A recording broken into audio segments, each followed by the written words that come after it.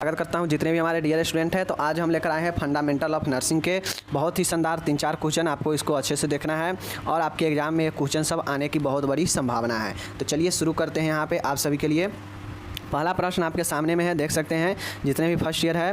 तो पहला foundation of nursing का जो प्रश्न है वो है आपका दर्द क्या है, दर्द का प्रकार लिखे और दर्द का नर्सिंग देखभाल लिखे। ऐसे क्वेश्चन आपका पूछ सकता है। चलिए हम लोग शुरू करते हैं।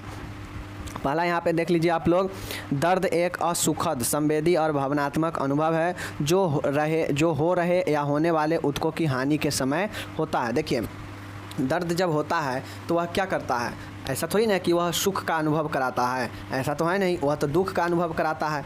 इसमें दर्द होने पर व्यक्ति जो है भावनात्मक रूप से असुखद जो है महसूस करता है, ठीक है, जो होने वाला या फिर हो रहे ऊतकों के हानि के समय होता है। शरीर के जिस भी भाग में दर्द होता है ना, तो वहाँ पे ऊतक जो है, टिश्यू जो होता है वह लॉस होता है, ठीक है, या फिर लॉस होने वाला होता है उस ऊतक में, तब जाके यह जो है हमें अनुभव होता है दर्द का, जो बिल्कुल असुखद भावना होता है। समझ गए। चलिए, दर्द एक दुखद परिस्थिति है। बिल्कुल जानते हैं आप लोग कि दर्द एक दुखद परिस्थिति है। शरीर में चोट लगने या अन्य किसी बीमारी आदि से दर्द का अनुभव होता है। दर्द कब होता है, या तो शरीर के किसी भाग में चोट लगा या कोई बीमारी होने से दर्द का अनुभव होता है, ठीक है, जिसमें व्यक्ति शारीरिक एवं मानसिक रूप से प्रभावित होता है। अब जो दर्द होता है तो व्यक्ति का शारीरिक और मानसिक दोनों रूप से प्रभावित करता है। समझ गए ना। दर्द के जो है दर्द के आंतरिक कारणों से भी, दर्द जो है कुछ आंतरिक कारणों से भी हो सकता है। समझ गए ना। तो ये जो है आपका दर्द का कारण भी इसका होता है, ठीक है। जैसे संक्रमण के कारण, दर्द के आंतरिक कारण में जैसे संक्रमण हो सकता है, प्रदाह इन्फ्लामेशन हो सकता है, ठीक है, होने पर प्रभावित अंग में दर्द होना। संक्रमण और प्रदाह होने पर आंतरिक अंगों में दर्द होता है। तो यह आपका आंतरिक हो गया। समझ गए। चलिए अब हम लोग दर्द का प्रकार देखते हैं कि दर्द का कितने प्रकार होता है। तो देखिए दर्द का जो है अलग अलग प्रकार है, वर्गीकरण है। तो दर्द के विभिन्न आधार पर वर्गीकृत किया गया है। दर्द को अलग अलग प्रकार जो है आधार पर इसको वर्गीकृत किया गया है। कौन कौन है देख लीजिए। पहला है उत्पन्न होने के समय के आधार पर, मतलब पहला जो है वह है दर्द जो है, पहला आधार है कि समय के आधार पर, मतलब on the basis of onset, मतलब कितने समय के लिए दर्द होगा, तो यह समय के आधार पर होगा। तो आप लोग जानते हैं एक दर्द जो होता है वह अचानक और तीव्र गति से उत्पन्न होने वाला दर्द होता है और यह कम समय के लिए होता है। तो यह इसे हम लोग एक्यूट दर्द कहते हैं, यानी तीव्र दर्द कहते हैं। यह शीघ्र या तुरंत उत्पन्न होने वाला दर्द है, अर्थात चोट लगने के बाद तुरंत दर्द होना, ठीक है। एक्यूट पेन वो पेन होता है जैसे आपको शरीर में किसी भी रड वगैरह से चोट लगा या कहीं पे ठोकर लग गया, तो ठोकर लगते ही तुरंत दर्द उत्पन्न हो जाता है। अब जैसे ही यह दर्द उत्पन्न होता है, मतलब तीव्र गति से और अचानक से उत्पन्न होता है, तो इससे जो है हम लोग एक्यूट पेन कहते हैं, ठीक है। यह समय के आधार पर है और यह कम समय के लिए होता है, ठीक है। दूसरा देखिएगा वह जीर्णता के आधार पर, जीर्णता है पहला, क्रॉनिक पेन है। एक्यूट पेन और क्रॉनिक पेन समय के आधार पर, ठीक है। क्रॉनिक पेन होता है यह देर से उत्पन्न होने वाला और लंबे समय तक होने वाला दर्द होता है। इसमें दर्द धीरे धीरे शुरू होकर लंबे समय के लिए होता है, जैसे अर्थराइटिस। किसी को अगर गठिया साइटिका होता है तो उसको देखिएगा कि लंबे समय से रहता है और दर्द जो है लंबे समय तक चलता भी है। समझ गए। तो यह क्रॉनिक वाला पेन होता है जो लंबे समय तक चले, यानी लंबे अवधि वाला। समझ गए। तो दो तरह के हो गया आपका अवधि के आधार पर, ठीक है। दूसरा यहाँ पे देखिए कि गंभीरता के आधार पर होता है ना, कि दर्द जो है कितना गंभीर है, कितना नॉर्मल है या हल्का है। तो यह गंभीरता के आधार पर, यानी on the basis of severity, यानी गंभीरता के आधार पर, ठीक है। गंभीरता के आधार पर पहला है सौम्य दर्द, यानी मिल्ड पेन, यानी हल्का दर्द। यह सबसे कम गंभीर एवं हल्का दर्द होता है, यह सहनीय होता है। जो मिल्ड पेन होता है ना, यह हल्का होता है और सहने वाला होता है। जैसे आप लोग जानते हैं कि देखते होइएगा पेट में जो पेन होता है तो वह पेन जो है कभी कभी हल्का रहता है, जिसको आदमी खेलते कूदते या काम करते करते सह लेता है। लेकिन कभी कभी पेन ऐसा पेट में दर्द उत्पन्न होता है जो काफ़ी गंभीर होता है। समझ गए। तो वो पेन जो है असहनीय होता है। तो यह जो है मिल्ड पेन हो गया, जो हल्का और सहनीय होता है। यह सब आपका गंभीरता के आधार पर है। दूसरा है मॉडरेट पेन है। मॉडरेट पेन का मतलब होता है कि यह कुछ गंभीर या मध्यम तीव्र दर्द होता है, यह सहनीय नहीं होता है। दूसरा जो दर्द होता है मॉडरेट होता है, और मॉडरेट वाला जो पेन होता है यह सहनीय नहीं होता है, इसके लिए दवाई लेना पड़ता है। और यह जो है कुछ गंभीर होता है और मध्यम तीव्र गति का होता है, इसीलिए इसे मध्यम पेन कहते हैं। समझ गए। चलिए नेक्स्ट यहाँ पे आप लोग देखिएगा गंभीर दर्द है, मतलब सीवियर पेन है। सीवियर पेन का मतलब होता है गंभीर पेन। यह अत्यधिक गंभीर प्रकार का दर्द होता है जो कि असहनीय होता है। इसमें मरीज कई बार बेहोश हो जाता है। इसमें तुरंत उपचार की आवश्यकता होती है। तो गंभीरता के आधार पर 3 प्रकार के मिल्ड, मॉडरेट और सीवियर पेन, समझ गए ना। मिल्ड होगा तो हल्का होगा और वह सहनीय होगा, मॉडरेट होगा तो मध्यम गति के होगा और कुछ गंभीर होगा और वह सहनीय नहीं होगा। जबकि गंभीर होगा दर्द तो गंभीर दर्द होगा तो इसमें अत्यधिक गंभीर पेन होगा और यह असहनीय तो होगा ही, साथ में यह पेन जो है बेहोशी भी हो जाता है इससे, और इसके लिए तुरंत जो है उपचार की आवश्यकता होती है। तो समझ गए। चलिए तीसरा देखिएगा यहाँ पे अवधि के आधार पर, on the basis of period, ठीक है ना। पीरियड के आधार पर मतलब अवधि के आधार पर। अवधि के मतलब होता है कि यह पेन जो है कितने लॉन्ग चलने वाला होता है, समझ गए ना। तो यह आपका हो गया पीरियड, मतलब अवधि के आधार पर। अवधि के आधार पर शॉर्ट पीरियड पेन होता है। शॉर्ट पीरियड पेन का मतलब है कि अल्प अवधि, मतलब यह कुछ सेकेंड से कुछ मिनट तक होने वाला दर्द होता है। तो यह अवधि के आधार पर सबसे लो वाला पेन होता है शॉर्ट पीरियड पेन, ठीक है। दूसरा है इंटरमिनेंट पेन। इंटरमिनेंट मतलब होता है कि यह जो होता है यह पीरियोडिक पेन भी कहते हैं। यह कुछ अंतराल का होता है, जैसे 1 से 2 घंटे के अंतराल पर यह पेन होते रहता है और इसे रुक रुक कर होने वाला दर्द कहते हैं, ठीक है। तीसरा यहाँ पे आप लोग देखिएगा लगातार होने वाला पेन है। अवधि के आधार में लगातार होने वाला पेन का मतलब है कि यह लगातार होने वाला पेन होता है, कंटिन्यूअस पेन कहते हैं इसको, क्योंकि यह लगातार होता रहता है। जैसे कैंसर में होने वाला दर्द या ट्यूमर में होने वाला दर्द, यह लगातार होते रहता है दर्द। तो यह अवधि के आधार पर भी 3 है, ठीक है। कुछ देर के लिए, उसके बाद जो है कुछ देर के लिए होगा तो कुछ सेकेंड से मिनट तक होगा।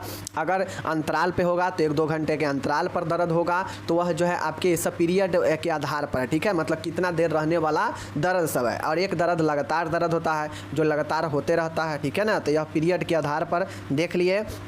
चौथा है प्रकृति के आधार पर, on the basis of tendency, मतलब प्रकृति के आधार पर। प्रकृति के आधार पर, प्रकृति के आधार पर मतलब जैसे दर्द होता है कि एक चुभने वाला दर्द होता है, एक जलने वाला दर्द होता है और एक मरोड़ एवं ऐठन वाला दर्द होता है। पेट में इस प्रकार के दर्द बहुत होता है, चुभता है। चुभने वाला दर्द जो है मांसपेशी में भी लगेगा कि चुभ रहा है कोई चीज़, तो ये चुभने वाला दर्द होता है। एक जलने वाला दर्द होता है जब पेशेंट का बर्निंग जैसा दर्द होता है, और एक दर्द मरोड़ और ऐंठन वाला दर्द होता है, पेन विथ क्रैम्प होता है, समझ गए। तो यह प्राकृतिक आधार पर यह दर्द होता है, समझ गए।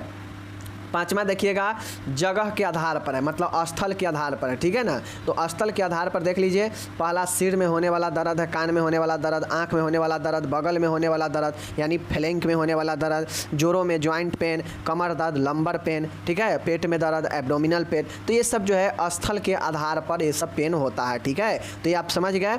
अब यहाँ पे आप लोग को जो है पेन समाप्त हो गया। कुल 5 आधार पर पेन को बांटा गया है। पहला क्या क्या था समझ गए ना।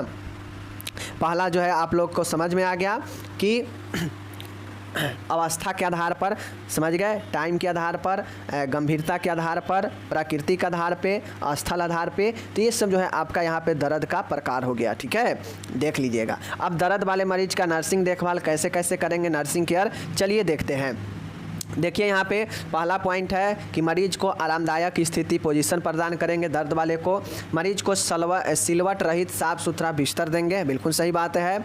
मरीज को दर्द से ध्यान बांटने के लिए डाइवर्सनल थेरेपी प्रदान करेंगे, जैसे संगीत सुनना, योगा करना, खेल खिलाना, टीवी आदि जो है ये सब डाइवर्सनल थेरेपी है जो ध्यान को डाइवर्ट करता है, बांटता है, ठीक है।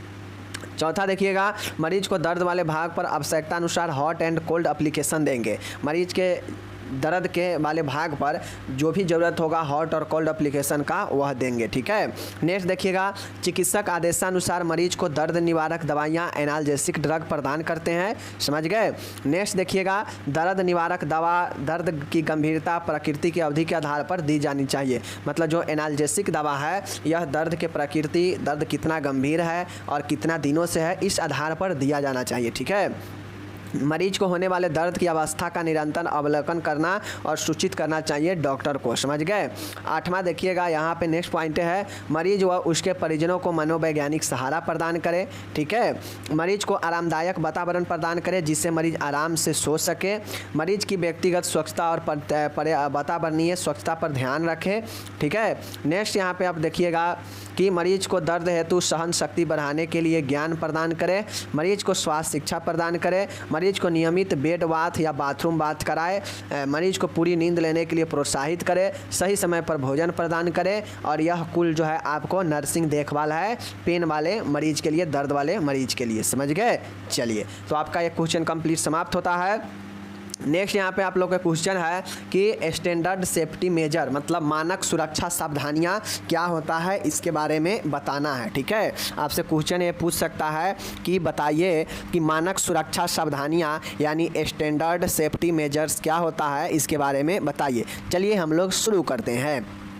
मानक सुरक्षा सावधानियाँ स्टैंडर्ड सेफ्टी क्या होता है, इसको जो है चलिए हम लोग देख लेते हैं। अस्पताल में सभी प्रकार के मरीज उपस्थित रहते हैं, बिल्कुल सही है। कुछ साधारण मरीज से ग्रसित तो कुछ संक्रामक बीमारी से ग्रसित।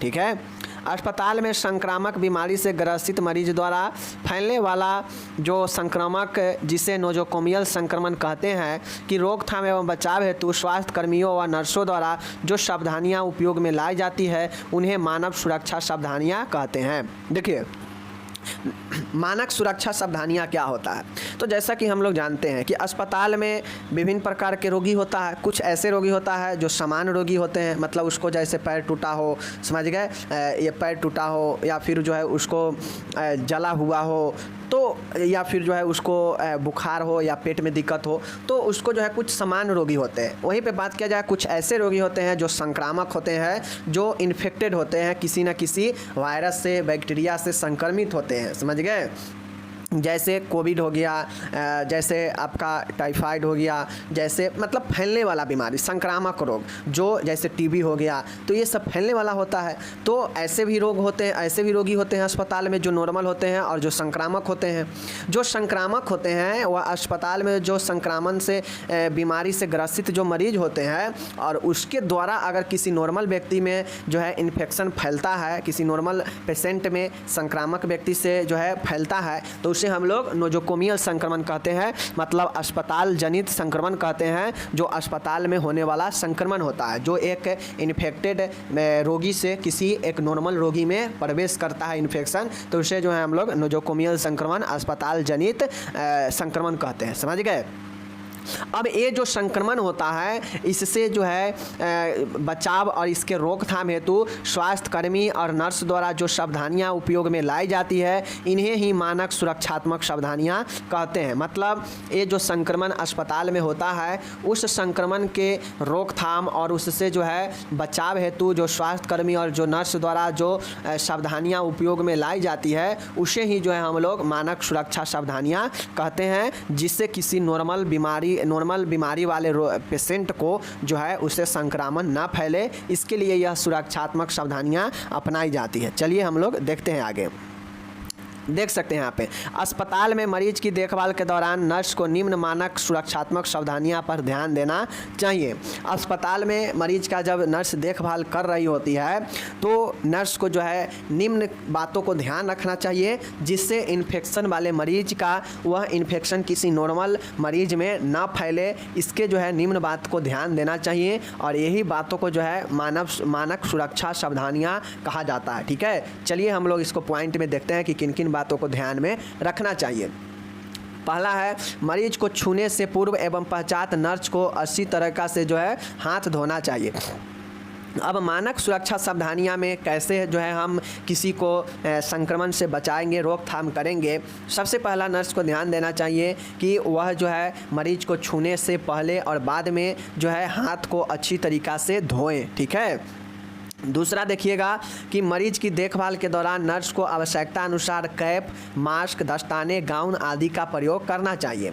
अब जो नर्स है उसको मरीजों को देखभाल करने के लिए एक कैप, मास्क, दस्ताने, गाउन आदि का प्रयोग करना चाहिए, ठीक है। जिससे ये नर्स चूँकि सभी प्रकार के मरीज से मिलती है, संक्रमण वाले से भी और नॉर्मल से भी, तो ऐसे में नर्स को चाहिए कि अगर संक्रमण वाले मरीज के देखभाल कर रही है तो उसको जो है कैप, मास्क, दस्ताने, गाउन पहने और फिर जो है नॉर्मल पेशेंट के पास तब जाएंगे, ठीक है।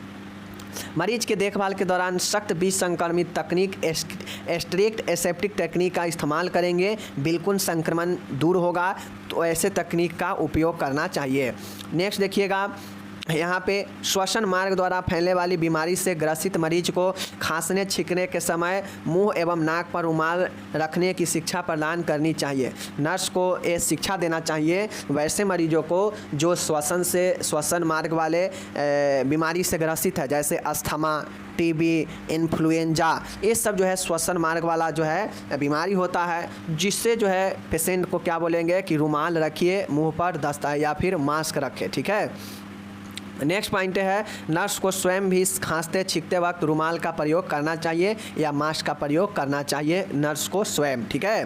क्योंकि नर्स से ऐसा थोड़ी ना है कि नर्स से मरीज को नहीं हो सकता है, नर्स से भी मरीज को हो सकता है। अगर इन्फेक्टेड नर्स है तो उससे मरीज को भी हो सकता है, एक नॉर्मल मरीज को भी हो सकता है। तो नर्स खुद भी सावधानियाँ बरतेगी और मरीज को भी जो है सावधानियाँ बरतने के लिए कार्य करेगी, ठीक है। अस्पताल से निकलने वाले कचरे का सुरक्षित परित्याग करेंगे। नर्स को ये चाहिए कि जो अस्पताल से बहुत सारे जो कचरे होते हैं, जैसे डब्बा, खाना पाना वाला, खान पीन वाला, या फिर बहुत सारे ऐसे कचरे, मल मूत्र का त्याग, ये सबको जो है अच्छे से डिस्पोज करना चाहिए सुरक्षित तरीके से। नेक्स्ट यहाँ पे देखिएगा, मरीज की देखभाल द्वारा नीले कचरे का जैसे IV set, syringe, needle, catheter आदि को कलर कोडिंग के अनुसार बैग में डालना चाहिए। अब मरीज को जो है कचरे के डिब्बे का कलर कोडिंग होना बहुत ही ज़रूरी होता है, कलर कोडिंग याद होना बहुत ज़रूरी है। अगर कलर कोडिंग याद नहीं होगा तो वो कचरे जो है नुकीला कचरा को भी जो है गीला कचरा में डाल देगी, सूखा कचरा को जो है गीला में डाल देगी। तो इसके लिए कलर कोडिंग किए हुए कचरे के डिब्बे को याद करना चाहिए, ठीक है। नेक्स्ट देखिएगा, मरीज की देखभाल के लिए उपयोग में लाए जाने वाले उपकरण उपयुक्त रूप से विसंक्रमित होने चाहिए। मतलब मरीज के देखभाल में जो भी उपयोग होने वाला उपकरण है वह बिल्कुल साफ़ सुथरा और संक्रमण से मुक्त होना चाहिए, ठीक है। नेक्स्ट देखिएगा कि मरीज के शरीर से निकलते हुए जैविक द्रव, रक्त, उत्सर्जी पदार्थ को सुरक्षित रूप से हैंडल करना चाहिए। अब मरीज से जो भी सिक्रेशन हो रहा है, चाहे वो ब्लड हो, चाहे कोई उत्सर्जी पदार्थ हो जैसे बलगम, थूक वगैरह, मल मूत्र, इस सब को जो है सुरक्षित तरीके से हैंडल करें ताकि उसके संपर्क में कोई अन्य मरीज ना आए, ठीक है। डिस्पोजेबल सामान को एक बार उपयोग में लाने के बाद उचित निस्तारण कर देना चाहिए। अब कुछ ऐसे सामान हैं जिसको जो डिस्पोजेबल है, मतलब एक बार उपयोग करने के बाद उसको पुनः उपयोग नहीं कर सकते हैं, तो ऐसे सामानों को उचित तरीके से जो है डिस्पोज करना चाहिए। ये सब नर्स को जो है ध्यान रखना होता है मानक सुरक्षा सावधानी में। नेक्स्ट देखिएगा कि संक्रमित बीमारियों से ग्रसित मरीजों का आवश्यकता अनुसार आइसोलेशन कर देना चाहिए, और कोई संक्रमण वाला मरीज है तो उसे आवश्यकता अनुसार आइसोलेशन वार्ड में भर्ती करना चाहिए, ठीक है। नेक्स्ट देखिएगा, मरीज के द्वारा होने वाले गंदी चादरों को साफ कर उनका रोगाणुनाशन करना चाहिए, उसके बाद किसी अन्य मरीज को उपयोग में लाने देना चाहिए। अब जो मरीज पहले किसी चादर पर था तो गंदा हो चुका है तो उसे साफ़ करवाना चाहिए और उससे जो है स्टरलाइज करना चाहिए, और तो जो है दूसरे मरीज को इसे उपयोग के लिए देना चाहिए। समझ गए ना। चलिए नेक्स्ट देखिएगा, यहाँ पे नर्स को मरीज की देखभाल करते समय ध्यान रखना चाहिए कि वह मरीज के रक्त, दैहिक स्राव या उत्सर्जी पदार्थों से सीधे संपर्क में ना आए। अब जो नर्स होगी देखभाल करते समय उसको ध्यान रखना चाहिए कि वह जो भी देखभाल कर रही है वह बिल्कुल क्या है, उसके शरीर से यानी मरीज के शरीर से कोई ऐसे पदार्थ आ रहा है जो सीक्रेट होके, जैसे मल मूत्र, बलगम, थूक, रक्त, ये सब सीक्रेट होने के बाद इसके डायरेक्ट संपर्क में नर्स को नहीं आना चाहिए, ठीक है ना। नेक्स्ट देखिएगा यहाँ पे मरीज द्वारा उपयोग में लाए जाने वाले सामान जैसे यूरिनल, जिसमें मरीज का यूरिन रहता हो, बेड पेन, ठीक है, स्पुटम कप, जिसमें मरीज का थूक कफ रहता हो, आदि का अलग अलग रोगियों के लिए अलग अलग होना चाहिए। मतलब सबके लिए अलग अलग ये सभी चीज़ें होना चाहिए, ठीक है।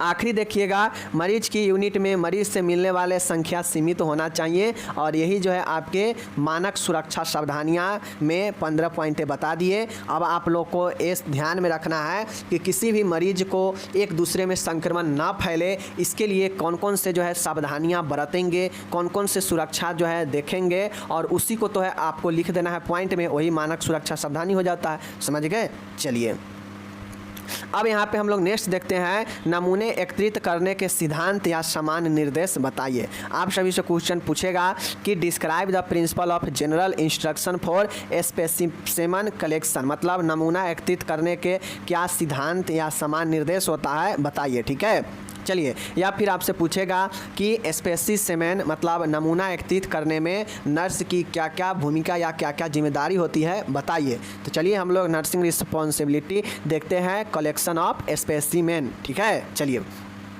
देख लीजिए आप लोग के सामने है कि नमूने एकत्रित करने के सिद्धांत या सामान्य निर्देश निम्न प्रकार से है। चलिए हम लोग देखते हैं कि नर्स का या फिर कौन कौन से सिद्धांत है या कौन कौन से जिम्मेदारियां हैं नर्स के लिए, जिसको ध्यान में रखते हुए वह जो है किसी भी नमूना को एकत्रित करेगी, ठीक है। चलिए देखते हैं।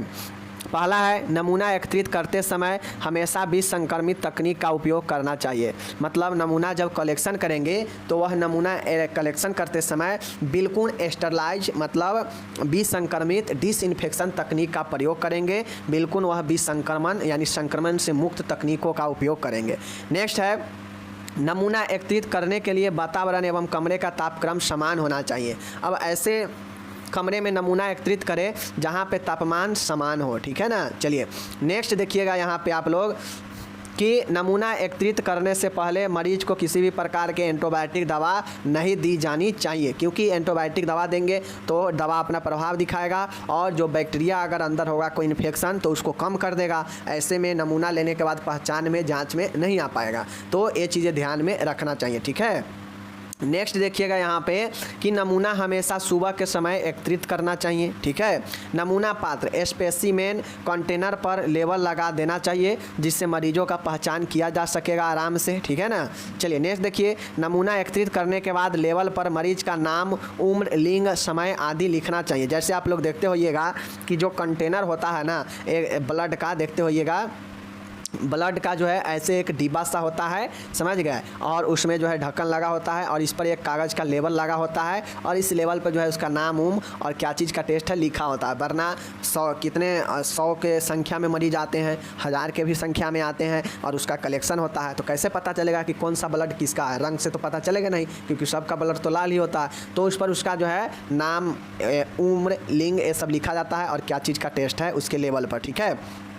नमूना साफ एवं सूखे पात्र, क्लीन एवं ड्राई कंटेनर में लेना चाहिए, समझ गए। चलिए नेक्स्ट देखिएगा, नमूना विसंक्रमित पात्र में लेना चाहिए, मतलब वैसा पात्र होना चाहिए, वैसा कंटेनर होना चाहिए जिसमें कोई संक्रमण ना हो, वैसे में नमूना कलेक्शन करना चाहिए, ठीक है। नमूना एकत्रित करने से पहले एवं बाद में हाथ धोने चाहिए। नमूना जब एकत्रित करते हो तो ग्लव्स का भी प्रयोग करेंगे, समझ गए ना, और हाथ पहले और बाद दोनों में धोएंगे, ठीक है। नमूना एकत्रित करने के बाद तुरंत प्रयोगशाला में भेज दें। अब नमूना एकत्रित कर लिए हैं तो तुरंत जो है उसे प्रयोगशाला में लैब में भेज दे, ताकि वो जो है ब्लड हो या कोई बलगम हो या फिर कुछ भी का नमूना लिया हो वह जो है निष्क्रिय ना हो, ठीक है। चलिए नेक्स्ट यहाँ पे आप लोग देखिएगा, नमूने के साथ जो है नमूना फॉर्म तथा ऑर्डर फॉर्म भेजना चाहिए। मतलब जो नमूना हो उसके साथ साथ में उसके फॉर्म और ऑर्डर फॉर्म भी भेजना चाहिए, ठीक है। नमूना पात्र के उपयोग में लेने से पहले उसकी जांच कर लेनी चाहिए कि नमूना बिल्कुल जो है सही तो है, ठीक है ना। चलिए नेक्स्ट देखिए, नमूना पात्र में किसी भी प्रकार का द्रव और एंटीसेप्टिक नहीं होना चाहिए। जिसमें हम लोग ब्लड निकालेंगे या कुछ भी निकाल कर रखेंगे, जो कंटेनर होगा उसमें जो है, जो भाइल होता है ना, उसमें जो है कुछ भी हम ब्लड वगैरह अगर निकाल के रखते हैं नमूना के लिए, तो देख लेंगे कि पहले उसमें कोई द्रव या कोई चीज़ें तो नहीं है, क्योंकि अगर उसमें ब्लड रखेंगे तो फिर गड़बड़ हो जाएगा। ठीक है। नमूना लेने से पहले एवं बाद में पात्र के अंदर स्पर्श नहीं करना चाहिए। अब जब नमूना लेकर उसमें कलेक्शन कर लिए हैं तो उसको जो है अंदर और जो है बाहर जो है उसको जो है स्पर्श नहीं करेंगे। ठीक है। नेक्स्ट देखिएगा, नमूना किसी विश्वसनीय व्यक्ति द्वारा ही पहुंचाना चाहिए। नमूना लैब में जो है हम किसी न किसी ट्रस्टेड व्यक्ति से ही पहुंचाएंगे। ऐसा नहीं है कि किसी को देंगे तो वह ले चला जाएगा, कहीं पे रख देगा। ठीक है ना। नेक्स्ट देखिएगा, मरीज को नमूने लेने की मात्रा बता देना चाहिए। अब 1 ml 2 ml जितना भी ब्लड की आवश्यकता हो जो है मरीज़ को बताना चाहिए कि आपको 2 ml या 3 ml ब्लड निकलेगा। ठीक है। नेक्स्ट देखिएगा कि नमूना लेने हेतु शरीर के उस भाग की सफाई करनी चाहिए जहां से नमूना आप कलेक्शन कर रहे हैं। ठीक है ना। मतलब नमूना आप जहां से भी ले रहे हो उसके लिए क्या करना चाहिए कि आपको बताना चाहिए पेशेंट को कि हम जो है यहाँ से नमूना लेंगे और उसको अच्छी तरीक़ा से साफ़ करना चाहिए वहाँ पे। ठीक है। यदि जांच तुरंत संभव न हो तो उसे रेफ्रिजरेटर में रख देना चाहिए। अगर जांच में समय लग रहा है तो जो नमूना लिए हैं उसको रेफ्रिजरेटर जो होता है ना, सभी लैब में होता है, रेफ्रिजरेटर में रख देंगे तो आवश्यक तापमान बनाए रखेगा। तो वो जो नमूना लिया गया है, सैंपल जो लिया गया है, उसमें जो है कोई दिक्कत नहीं होगा। ठीक है। नमूना पात्र का आकार नमूने के अनुसार होना चाहिए। अब जो नमूना पात्र है, जो कंटेनर है जिसमें हम लोग नमूना निकालेंगे, चाहे वो ब्लड का हो, चाहे वो कुछ भी का हो, यूरिन वगैरह हो, कुछ भी का नमूना निकल सकता है जांच के लिए, तो वह जो है नमूना पात्र के अनुसार होना चाहिए। ठीक है। मरीज के रिकॉर्ड में नमूना एकत्रीकरण एवं प्रयोगशाला में भेजने की सूचना नोट कर देनी चाहिए। और मरीज का जो रिकॉर्ड होता है, जो पेपर होता है, चाहे आप ओपीडी में हैं, चाहे आप इमरजेंसी में हैं, जब आपका टेस्ट होता है तो ऊपर में आपके जो है इन्फॉर्मेशन लिख दिया जाता है कि आपके इतना नंबर का जो है नमूना है और आप आएंगे लेकर तो मिल जाएगा। तो यही जो है सूचना उस पर लिख देना चाहिए। समझ गए। तो यह कुल 20 पॉइंटें हैं। आप चाहें तो और सारे लिख सकते हैं। बहुत लोग हॉस्पिटल में काम भी कर रहे होंगे तो उनको पता भी है कि नमूना एकत्रित करने में किन किन चीज़ों को ध्यान में रखना चाहिए, आपका क्या रिस्पॉन्सिबिलिटी मिलता है कि आप नमूना एकत्रित करते हैं तो उनमें किन किन चीज़ों को ध्यान में रखते हैं। हम तो इसमें इंजेक्शन की चीज़ें को नहीं लिखे हैं, आपको इसमें इंजेक्शन का भी चीज़ें को लिखना पड़ेगा। टूर्निकेट का भी इस्तेमाल किया जाता है नमूना लेने में। ठीक है ना। भले और चीज़ें के नमूना लेने में टूर्निकेट का इस्तेमाल नहीं होता है, लेकिन जहाँ पे ब्लड अगर लेना होता है तो वहाँ पे टूर्निकेट का तो इस्तेमाल करते हैं ना। यही चीज़ें हैं, तो आपको ये सारा चीज़ें लिखना पड़ता है। समझ गए। चलिए, हो गया। अब हम लोग चलते हैं यहाँ पे। आप लोग क्वेश्चन देखिए, बिस्तर स्नान से आप क्या समझते हैं, इसके उद्देश्य को लिखे। मतलब बिस्तरीय स्नान से क्या समझते हैं, इसके उद्देश्य लिखना है। ठीक है। यानी कि बिस्तर स्नान क्या है और बिस्तर पर स्नान क्यों कराया जाता है, इसका उद्देश्य लिखना है। चलिए शुरू करते हैं। देख लीजिए, बिस्तरीय स्नान जो है क्या होता है। बिस्तर स्नान उन मरीजों को कराया जाता है जो मरीज स्वयं स्नान करने में असमर्थ हो। मतलब वैसा मरीज जो अपने से स्नान करने में असमर्थ हो तो उनको जो है बिस्तर पर ही जो है स्नान कराया जाता है। अब ऐसा नहीं है कि बिस्तर पर जो स्नान कराया जाता है तो वो बिल्कुल पानी भर भर के जो है बिस्तर पर कराया जाता है। तो ऐसे में जय बार स्नान कराएंगे तय बार जो है पेशेंट का बिस्तर बदलना पड़ेगा और जहाँ पे पेशेंट होगा वहाँ पे कीचड़ कीचड़ हो जाएगा, पानी पानी हो जाएगा। तो ऐसा स्नान नहीं होता है बिस्तर का स्नान। बिस्तर का स्नान कैसा होता है, देख लीजिए। जिन मरीजों को स्वयं नहाने की शारीरिक और मानसिक क्षमता में कमी होती है, जैसे अनकॉन्शियस पेशेंट, अचेतन मरीज, सर्जरी वाले पेशेंट, समझ गए, प्लास्टर वाले मरीज, ये सब मरीज जो है खुद से जो है स्नान नहीं कर सकते हैं, तो वैसे मरीज को बेड पर ही स्नान कराया जाता है। अब ऐसे मरीजों को जो है पूर्ण रूप से जो है भिगो कर स्नान नहीं कराया जाता है। बिस्तरीय स्नान जो होता है वह पेशेंट को बैठा दिया जाता है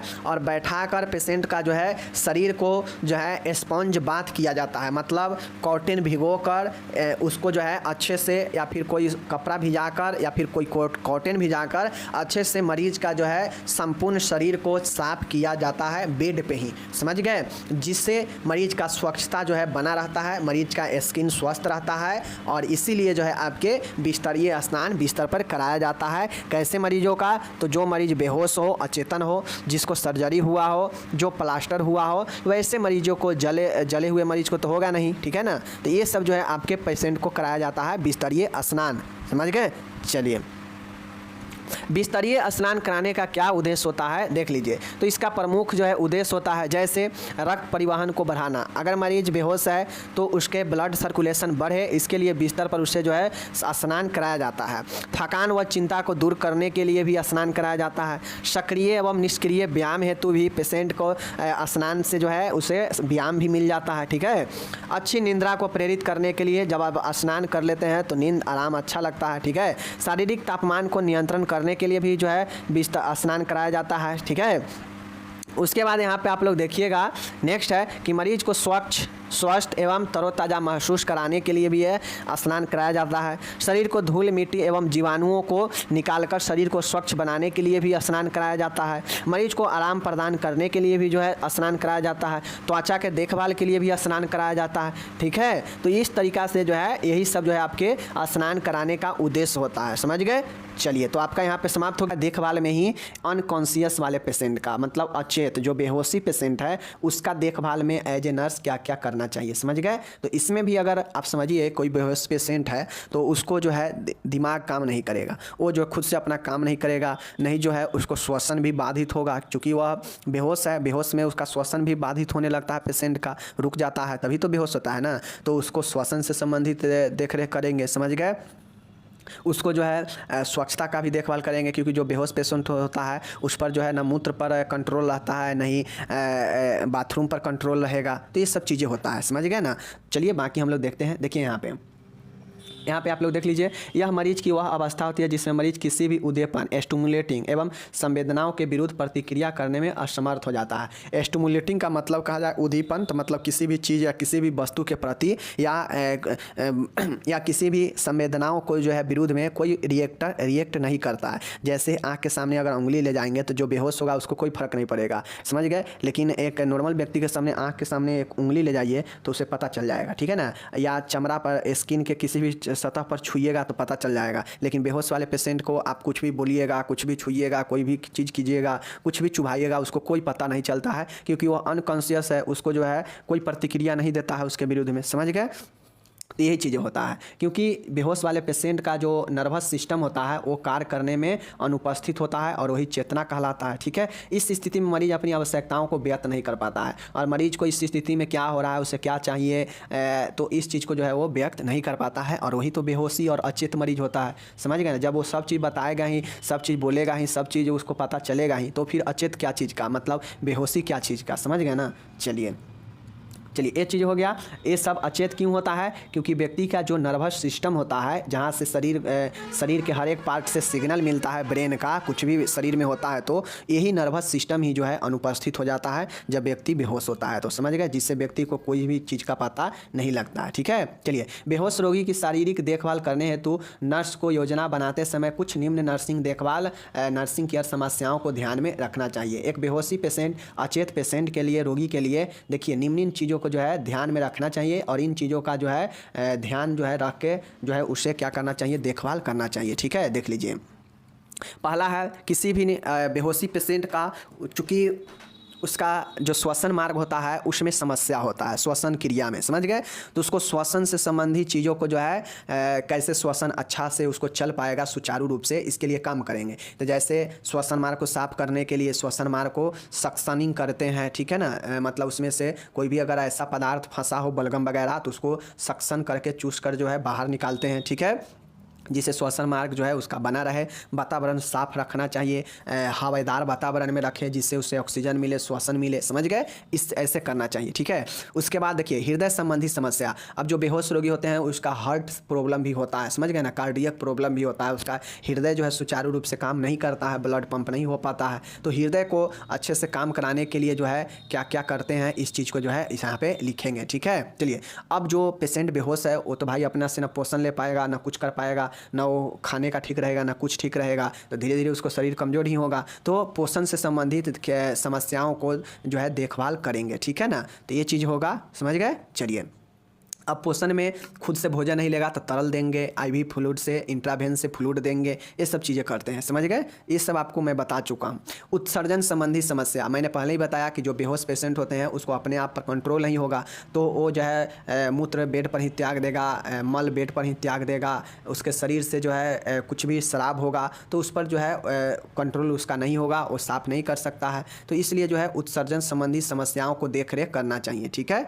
चलिए नेक्स्ट है त्वचा संबंधी समस्या, समझ गए ना। मतलब त्वचा संबंधी समस्या जैसे त्वचा का इन्फेक्शन ना हो, गंदगी, क्योंकि वो बेहोश मरीज है तो खुद से देखभाल नहीं करेगा तो गंदगी फैलेगा तो त्वचा पर इन्फेक्शन होगा, त्वचा जो है झुर्रीदार होगा। एक ही बेहोश मरीज है तो उसका जो है क्या करना चाहिए, पोजीशन बदलना चाहिए, नहीं पोजीशन बदलने से त्वचा पर जो है बिस्तरी घाव हो जाएगा। तो ये सब जो है देखभाल में लिखेंगे, समझ गए, एज ए नर्स, समझ गए। और आखिरी पॉइंट है साफ सफाई का देखभाल करेंगे, क्योंकि अचेत पेशेंट है तो अपना देखभाल खुद से कर नहीं सकता है, तो आप नर्स है तो साफ सफाई का देखभाल करना बहुत ज़रूरी है, ठीक है। तो ये चीज़ के ध्यान में रखिए। और मैं बार बार बताता हूँ कि किसी भी पेशेंट या किसी भी सिचुएशन में नर्सिंग देखभाल पूछे तो इस तरीक़ा से आप जो है उस स्थिति का अवलोकन करें दिमाग में और ये पता करें कि किन किन चीज़ों का मुख्य रूप से इसमें समस्या हो सकता है, किस किस चीज़ों का नीड हो सकता है रोगी को। जैसे यहाँ पे बेहोश मरीज है तो उसको श्वसन से संबंधित प्रॉब्लम हो सकता है, तो उसका यहाँ पे हम लोग सोच लिए, इसमें पॉइंट 3-4-5 लाइन लिखेंगे। हृदय से संबंधित प्रॉब्लम हो सकता है तो हृदय से संबंधित प्रॉब्लम को कैसे सॉर्ट आउट करेंगे, इसका 2-4 लाइन यहाँ पे लिखेंगे। पोषण संबंधी समस्या, मतलब खान पीन जो है वो खुद से नहीं कर पाएगा, कमज़ोर होगा, भोजन नहीं ले पाएगा, क्योंकि बेहोश मरीज कैसे भोजन चबाएगा, नहीं चबा पाएगा, तो उसे जो है तरल पदार्थ देंगे, इलेक्ट्रोलाइट बैलेंस बना कर रखेंगे। IV फ्लूइड से जो है मतलब इंट्रावेन के द्वारा फ्लूइड तरल पदार्थ देंगे जिससे उसका पोषण बना रहे, ठीक है ना। उत्सर्जन संबंधी समस्या उसको हो सकता है तो उसका देखभाल करेंगे। त्वचा संबंधी उसका समस्या हो सकता है तो उसको देखभाल करेंगे। साफ सफाई वो खुद से नहीं कर सकता क्योंकि बेहोश है तो इसका देखभाल करेंगे। तो आपको किसी भी पेशेंट के लिए अगर देखभाल पूछेगा तो आपको 4-5 पॉइंटें मेन चीज़ें जो उसमें होगा, उसको नीड होगा देना देखभाल में, उस चीज़ को सोच लेंगे। चाहे वो कोई नीड हो पेशेंट को या कुछ भी उसको प्रॉब्लम हो तो उसको कैसे दूर करेंगे, इस पॉइंटों को मेन पॉइंटें 4-5 पॉइंटें सोच लेंगे और उस 4-5 पॉइंटे में 3-4-4-5-5 लाइनें लिखते चले जाएंगे, ठीक है। तो यही चीज़ है, बाकी मिलेंगे अगले वीडियो में। धन्यवाद।